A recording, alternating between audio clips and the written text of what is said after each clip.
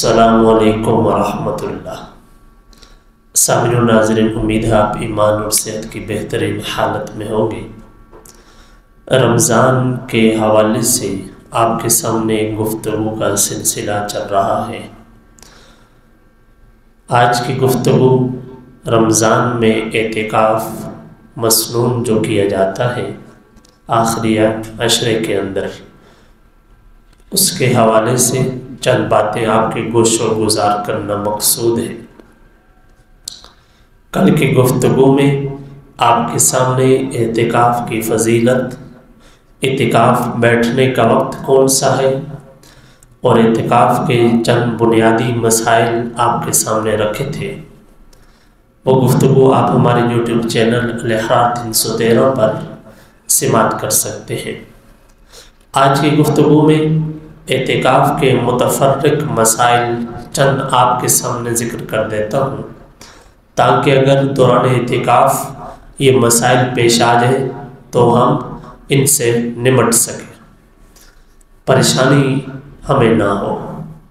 ان میں سے سب سے پہلا مسئلہ یہ ہے، کوئی حافظ قرآن کسی مسجد میں اعتکاف بیٹھتا ہے تو کیا وہ کسی دوسری مسجد میں قرآن کریم سنانے کے لیے، تراویح پڑھانے کے لیے جا سکتا ہے یا نہیں جا سکتا؟ یہ بہت اہم بات ہے۔ ایک حافظ صاحب ایک مسجد میں اعتکاف بیٹھتے ہیں اور تراویح پڑھانے کے لیے دوسری مسجد میں جاتے ہیں، تو کیا یہ جا سکتے ہیں یا نہیں جا سکتے؟ یہ ایک اہم سوال ہے، اس کا جواب سماعت کر لیجئے۔ کوئی بھی حافظ قرآن جب اعتکاف بیٹھ رہا تھا اور اعتکاف بیٹھتے ہوئے اس نے اگر یہ ارادہ کیا کہ میں اعتکاف کے دوران جو میں کسی جگہ تراویح پڑھا رہا ہوں وہ جاری رکھوں گا، اگر اس کا ارادہ اعتکاف بیٹھنے سے پہلے سے ہے تو پھر وہ جا سکتا ہے، تراویح پڑھنے اور دوسری مسجد جائے گا تو اس سے اس کی تراویح پر کوئی اثر نہیں پڑے گا۔ ہاں، اگر اس کا ارادہ نہیں تھا، وہ اعتکاف بیٹھ گیا ہے، اب اگر پہلے سے ارادہ نہیں تھا، ابھی ارادہ بن گیا ہے اور بعد میں جاتا ہے، تو اس صورت میں جانا جائز نہیں ہے۔ فتاوی دارالعلوم میں اس بات کا تذکرہ موجود ہے۔ دوسرا جو اہم مسئلہ ہے وہ یہ ہے کہ عورت کا اعتکاف، عورت اگر اعتکاف کرنا چاہتی ہے تو وہ کیسے اعتکاف کرے؟ تو اس کے لیے بھی 2-3 مسائل سماعت کر لیجئے۔ پہلا مسئلہ کہ اگر عورت اعتکاف کرنا چاہے تو اپنے گھر کے کسی کمرہ کو جائے اعتکاف بنا سکتی ہے۔ اپنے گھر کے اندر ایک کمرہ ہے، اس کمرے کے اندر اپنے لیے ایک مخصوص جگہ بنا سکتی ہے، پورا کمرہ بھی اپنے لیے منتخب کر سکتی ہے کہ میں یہ کمرہ ہے، اس کمرے میں اعتکاف بیٹھتی ہوں، تو اب پورا کمرہ اس کا جو ہے وہ اعتکاف کی جگہ کہلا سکتا ہے۔ وہ اب اس کمرے سے بلا ضرورت باہر نہ نکلے، یا کمرے کے اندر کسی جگہ کا انتخاب کرتی ہے وہ بھی ٹھیک ہے۔ تو جو جگہ اس نے منتخب کر لی ہے اپنے اعتکاف بیٹھنے کے لیے، اب اس جگہ سے بغیر ضرورت کے باہر نکلنا یہ خاتون کے لیے جائز نہیں ہے۔ جیسے مرد کے لیے مسجد سے باہر جانا درست نہیں ہے، ایسے ہی عورت کے لیے اعتکاف کی حالت میں اپنی جگہ سے باہر نکلنا بغیر ضرورت کے جائز نہیں ہے۔ ایک اور مسئلہ اسی حوالے سے، اور اگر عورت نکلے گی تو اس کا اعتکاف ختم ہو جائے گا، یہ بات کنفرم ہے۔ دوسرا مسئلہ، ایک عورت اعتکاف بیٹھ گئی اور اعتکاف بیٹھنے کی حالت میں اسے حیض یا نفاس لاحق ہو گیا، عورت کو حیض آ گیا یا اس کا نفاس اس کی صورت ہوگی، تو اس صورت میں اس عورت کا اعتکاف ختم ہو جائے گا۔ سامعین و ناظرین، اعتکاف کی حالت میں جو مسجد سے باہر نکلنا ہے طبعی ضرورت کے لیے، وہ نکلنا جائز ہے۔ طبعی ضرورت اور شرعی ضرورت، اب طبعی ضرورت سے کون سی ضرورت مراد ہے؟ تو طبی ضرورت سے مثلا پیشاب پخانہ، ازالہ نجاست، غسل جنابت اور واجب وضو کے لیے اعتکاف کی حالت میں مسجد سے باہر جانا درست ہے۔ سامعین و ناظرین، ایک اور اہم مسئلہ ہے اس حوالے سے کہ ایک انسان کسی جگہ اعتکاف بیٹھا ہے اور اس جگہ جمعہ نہیں ہوتا اس مسجد کے اندر، تو وہ دوسری مسجد میں جمعہ پڑھنے کے لیے جا سکتا ہے۔ لیکن اگر وہ ایک دیہات میں اعتکاف بیٹھا ہوا ہے، دیہات کی مسجد ہے، دیہاتی بندہ ہے، تو اس کے اوپر جمعہ تو ہے ہی نہیں ہے، لہذا اس کو باہر جانے کی ضرورت ہرگز نہیں ہے۔ لیکن ایک آدمی شہر میں اعتکاف بیٹھا ہے، لیکن شہر کی اس مسجد میں جمعہ نہیں ہوتا، جمعہ نہیں پڑھایا جاتا وہاں پر، تو اب وہ جمعہ پڑھنے کے لیے دوسری مسجد میں جاتا ہے تو وہ جا سکتا ہے، اس کی اجازت ہے۔ اسی طرح جو ایک اور مسئلہ ہے اعتکاف کے حوالے سے وہ یہ ہے کہ اضطراری حالت میں مسجد سے باہر نکلنا، کیا اس سے اعتکاف ٹوٹ جائے گا یا ختم ہو جائے گا یا نہیں ختم ہوگا؟ یہ بھی ایک اہم بات ہے۔ اضطراری حالت، اضطراری حالت یعنی مسجد میں آپ اعتکاف بیٹھے ہیں، اس صورت میں مسجد میں آگ لگ جائے یا مسجد منہدم ہو جائے، اس کی چھت گر پڑے، دیوار گر پڑے، اس کی وجہ سے مسجد سے باہر نکلنا ہو تو اس وجہ سے اعتکاف پر کوئی اثر نہیں پڑے گا۔ اس صورت میں آپ کا اعتکاف ختم نہیں ہوگا۔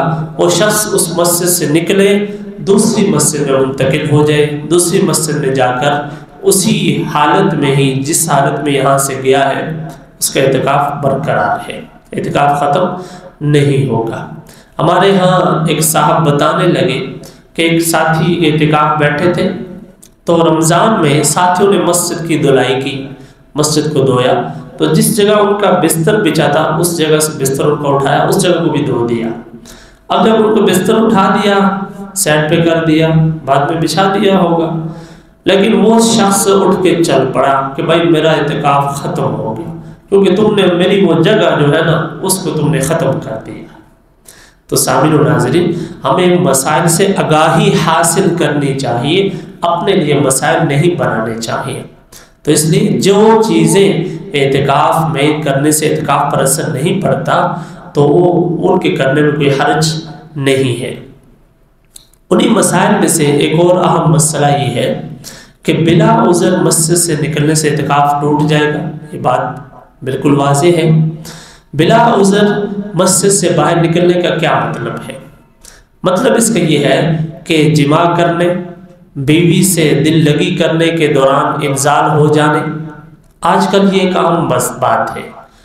پہلے تو موبائل فون کا ایک نظام نہیں تھا، تو بیوی سے بات کرنے کی ایک ہی صورت تھی کہ آپ مسجد کے اندر کھڑے ہو جائیں، بیوی مسجد کے باہر کھڑی ہو جائے، آپ اس سے کوئی بات چیت کر لیں۔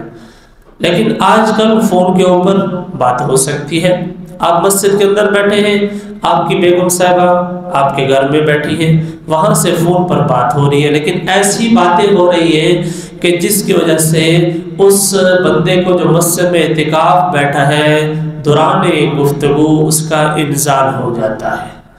اگر ایسی گفتگو ہو رہی تھی تو اعتکاف بھی ختم ہو جائے گا، یہ بات یاد رکھیے۔ تو اسی طرح کوئی انسان اپنا روزہ توڑ دیتا ہے، توڑا تو اس میں روزہ ہے لیکن اس کا اعتکاف ختم ہو جائے گا۔ اسی طرح مرتد یا پاگل ہو جانے سے، مسلسل بے ہوش رہ جانے سے اعتکاف فاسد ہو جاتا ہے۔ کل کی گفتگو میں بھی میں نے ذکر کیا تھا کہ یہ جو سنت اعتکاف ہے رمضان کے آخری عشرے کا، اسی طرح جو واجب اعتکاف ہے اس کے اندر روزہ رکھنا یہ ضروری ہے۔ اگر کوئی انسان روزہ نہیں رکھتا یا روزہ توڑ دیتا ہے تو اس حالت میں اس کا اعتکاف بھی ختم ہو جائے گا۔ اعتکاف کو مکروہ بنانے والی باتیں، یہ بھی ایسی بہت ساری باتیں ہیں جو اعتکاف کو ختم تو نہیں کرتی لیکن اس کے اندر کراہت کو پیدا کر دیتی ہے، جیسے خاموشی کو عبادت سمجھ کر مستقل خاموش رہنا۔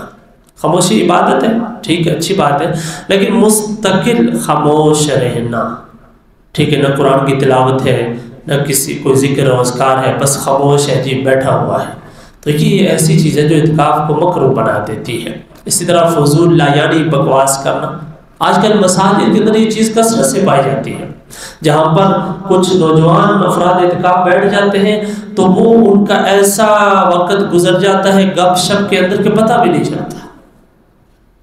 تو اعتکاف بیٹھے ہیں آپ اللہ کے گھر میں، اللہ کو راضی کرنے کے لیے بیٹھے ہیں، اور بعض دفعہ یہ بھی دیکھا گیا ہے کہ لوگ مسجد میں اعتکاف بیٹھ کر لوڈو کھیلتے ہیں، مسجد میں اعتکاف بیٹھے لوڈو کھیل رہے ہیں، آج کل تو موبائل پہ بھی لوڈو آ گئی ہے۔ تو سامعین و ناظرین، ان چیزوں سے بچنا چاہیے، یہ کام مسجد میں بیٹھ کر کرنے کے نہیں ہیں، اور وہ بھی حالت اعتکاف کے اندر، کتنے افسوس کی بات ہے۔ تو ان چیزوں سے بچنے کی ضرورت ہے۔ مسجد میں فضول لایانی بکواس کرنا، خرید و فروخت کرنا، اور مسجد میں سامان لا کر فروخت کرنا، کوئی بھی ایسا کام کرنا، یہ مکروہ ہے، اس سے بچنا چاہیے۔ ضرورت کے وقت کھانا کھانے کے لیے معتکف کا گھر جانا کھانے کے لیے یہ کیسا ہے؟ یہ بھی ایک اہم بات ہے۔ ایک آدمی اعتکاف تو بیٹھ گیا ہے، لیکن گھر سے یا کسی اور جگہ سے کھانا وغیرہ آنے کا نظم نہیں ہے، ترتیب کوئی نہیں ہے، تو وہ حسب ضرورت غروب کے بعد کھانا کھانے کے لیے اپنے گھر جا سکتا ہے، اسی لیے یہ بھی طبعی ضرورت میں داخل ہے۔ تو انسان کھانا لانے کے لیے بھی جا سکتا ہے، اور اگر گھر میں کوئی کھانا پکانے والا بھی نہیں ہے تو گھر میں جا کر اپنے لیے کھانا پکا بھی سکتا ہے، اس کی بھی اجازت ہے۔ تو اس لیے ان باتوں کا خیال رکھنا چاہیے۔ اسی طرح ایک اور اہم مسئلہ ہے کہ انسان اعتکاف بیٹھا ہے، بوضو ہے، لیکن اس کا دل کر رہا ہے پھر وضو کرنے کا، وضو پر وضو کرنے کا، وضو ہے اس کا، لیکن وہ کہتے ہیں نہیں جی دوسری نماز کا وقت آ رہا ہے لہٰذا میں نیا وضو کرتا ہوں۔ تو سامعین و ناظرین، جب آپ کا وضو ہے اور آپ اس کے باوجود دوسرا وضو کرتے ہیں تو اس اعتبار سے جب آپ مسجد سے باہر نکلیں گے تو آپ کا اعتکاف ختم ہو جائے گا، کیونکہ آپ کو ضرورت نہیں ہے وضو کی، آپ ویسے ہی باہر نکل رہے ہیں۔ تو بغیر ضرورت کے مسجد سے نکلنے سے اعتکاف ختم ہو جاتا ہے۔ اس لیے اگر آپ کا وضو ہے پھر آپ وضو کے لیے نکل رہے ہیں تو آپ کا اعتکاف ختم ہو جائے گا۔ تو اس لیے سامعین و ناظرین، ہمیں چاہیے کہ ہم ان مسائل کو سیکھیں اور ان کو سامنے رکھتے ہوئے ہم اعتکاف کریں، اور ہر قسم کی ایسی چیزوں سے بچیں جو ہمارے اعتکاف کو ختم کرنے والی ہیں۔ یہ نہ ہو کہ ہم 10 دن تو گزار دیں لیکن وہ 10 دن ہمارے رائے گاں چلے جائیں، ہمارا اعتکاف ہی نہ ہوا ہو۔ تو اس لیے ہمیں چاہیے کہ ہم علماء کرام سے اس حوالے سے رہنمائی لیں اور پھر ہم اعتکاف بیٹھیں، یا ایسی مسجد میں اعتکاف بیٹھنے کی کوشش کریں جہاں کوئی عالم دین ہو جو آپ کی رہنمائی کرتے رہیں، آپ کو لے کر چلنے والے ہوں، آپ کے 10 دن قیمتی بنانے والے ہوں۔ اس مسجد میں اعتکاف بیٹھنے کی کوشش کریں تاکہ آپ کو زیادہ سے زیادہ فائدہ ہو۔ اس بات کا اہتمام کریں، انشاءاللہ آپ کو فائدہ ہوگا۔